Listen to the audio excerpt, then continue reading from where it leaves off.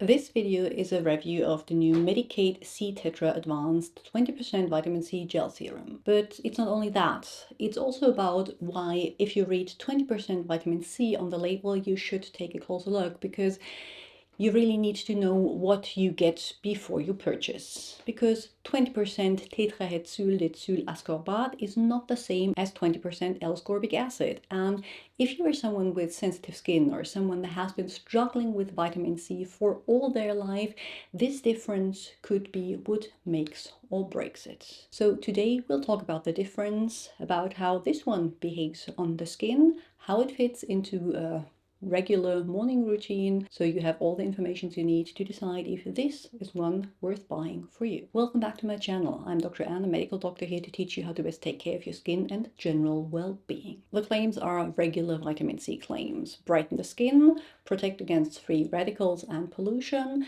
and through that protect against premature aging. On top of that, there are claims to support the skin barrier through phytoexosomes, which is a very vague claim. They don't really get into how they want to support the barrier. The bottle is made from glass, dark, so helps stabilize the ingredients, and has a pump. The pump works quite well. One pump may be enough if you have a rather small face. I personally prefer to use 2 pumps, which is enough for face and neck. If you really want to take it down to the décolleté, I would recommend you use 3 pumps so you can spread it evenly. It is called a gel serum, but I think it behaves more like a light lotion.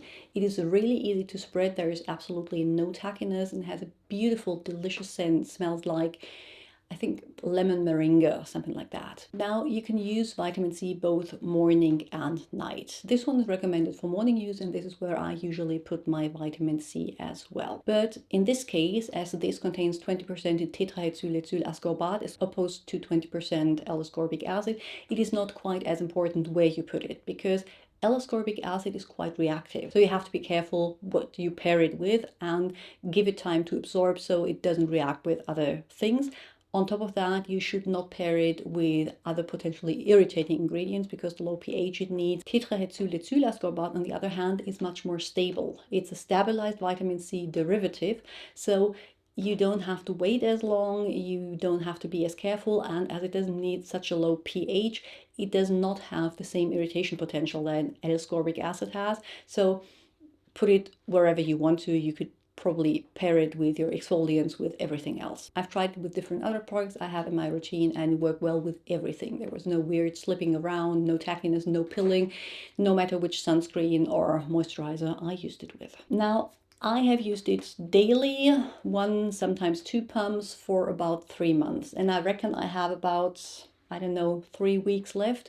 So I'd say if you use 2 pumps every day, 3 months is a realistic expectation. It is quite hydrating, so if you don't like to have multiple steps in your routines, if you like to go more minimalist, then this could work as hydrating step as well. And due to the lotiony texture, I think for me it would work in the summer months, just this one and then a sunscreen on top, without the need for a separate moisturizer. So you could really combine a few steps in this if you want to. Now, how does 20% tetrahexyldecyl ascorbate compare to 20% L-ascorbic acid? To understand that, you have to know that L-ascorbic acid is like the gold standard. It is the vitamin C we have the most data on, and it has shown in 3 different parts to bring improvement to the skin. 1, it lightens hyperpigmentation and prevents the formation of new one. 2, it stimulates collagen production.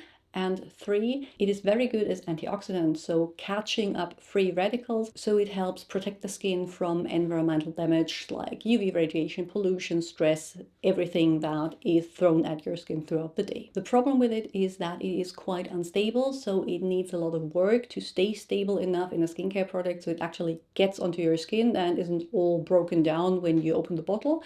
And the second thing is, to be that stable, it needs a low pH, like 3.5 or lower.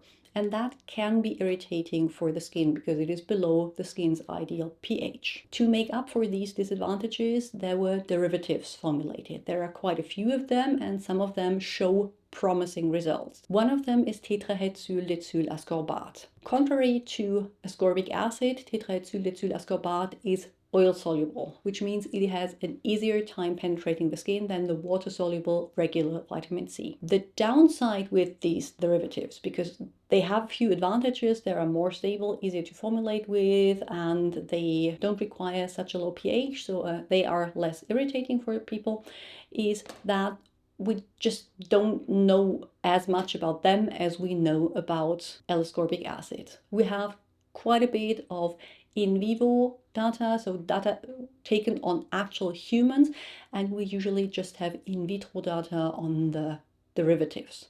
For tetrahexyldecyl ascorbate, it has shown promising results in small studies, but it's just not there yet where L-ascorbic acid is. Ascorbic acid is usually used between 15 to 20% to be the most effective. You get lower concentrations, which have a lower irritation potential, but potentially take longer to give you the results that you want. With tetrahexyldecyl ascorbate, we don't know what the ideal concentration would be. It is used starting at around 7% and seems to work well for brightening, but can be used up to 30%. And we don't really have any information about which is the ideal concentration where you get the maximum benefits, because it's not always that more is more. Sometimes if you surpass a certain concentration, then the effects actually start to decline again. We don't know that for tetrahexyldecyl ascorbate, but anything up to 30% seems to be well tolerated and safe. So of course 20% is more than 7%. But you can't say if 20% tetrahexyldecyl ascorbate is stronger, as strong, or weaker than 20% L-ascorbic acid would be. Just there's no head-to-head comparison we have. So which one is better? That entirely depends on you and your skin. I tolerate 15% L-ascorbic acid with low pH without any problems. So I will stick to that simply because I found one that I really, really like, that works for me, that never oxidized on me, that gives me results, and I don't react to it. So I will bet on the one that has the most data. If your skin is prone to irritation because you have rosacea, you are easily inflamed, because you have a lot of other barrier disrupting things going on, because you suffer from eczema, because you just don't want to risk any irritation, then tetrahexyldecyl ascorbate could be a good option for you. But when we look at the other ingredients, there might be another issue if you have very reactive skin with this product in particular, because it contains grapefruit peel oil. Grapefruit peel oil is a fragrant essential oil, and it's most likely responsible for the absolutely delicious scent this one has. But fragrant essential oils are a common culprit in people that react to other things. I don't. I can use it without problem, and if you have never reacted to them, that's fine. You don't need to avoid them. But in this case, if you're reactive, keep that in mind. The promised phytoexosomes that will help stabilize the skin barrier are most likely the Camellia sinensis leaf vesicles or green tea leaf vesicles that are mentioned on the ingredient list. I can't really say how they are supposed to prevent irritation and stabilize the skin barrier. I just simply have no information on these exosomes, these vesicles in particular. I have a video on exosomes and their role in skincare that I will link up there. It's a personal decision if you want to bet on that or not. The one thing that this serum contains that is soothing for the skin is oatmeal kernel extracts, which has beta-glucan, which is shown to support the skin barrier and calm down inflammation. The serum is very hydrating, probably because it contains sodium hyaluronate, glycerin, and N-acetylglucosamine, which is a natural moisturizing factor. It also contains squalane, which is an emollient and very good at preventing transepidermal water loss. Probably why I think it would be enough in the summer months without a separate moisturizer. And then it contains acetylcingerone, which is another antioxidant that is derived from ginger. So you have a whole antioxidant complex, some soothing ingredients, some vitamin C derivative, hydration, and potential problematic for some, not for everyone, the grapefruit peel oil. This is the third in the C-Tetra line from Medik8. So how do these three compare? Which one is best for you? For full transparency, I haven't tried the regular C-Tetra, which is supposed to be a lightweight oil and contains 7% tetrahexyldecyl ascorbate, but I did try the C-Tetra Luxe one, which is a richer oil and contains 14% tetrahexyldecyl ascorbate. Between these two, I much prefer the texture of the gel serum. I'm just not the biggest fan of oily textures. And it has 20% tetrahexyldecyl ascorbate. If that is better than the 14%, already discussed that, I can't say, but as I had no irritation whatsoever with either of them, I would stick to the one with the texture I prefer. Price-wise, they differ by around €3, so I'd say go for the one that you prefer in terms of texture and don't get hung up on the tetrahexyldecyl ascorbate concentration. While I adore the texture of the Medik8 C-Tetra Advanced and the delicious scent, I will stick to my regular 15% L-ascorbic acid vitamin C, mainly because I prefer to use vitamin C and I can use it without any irritation.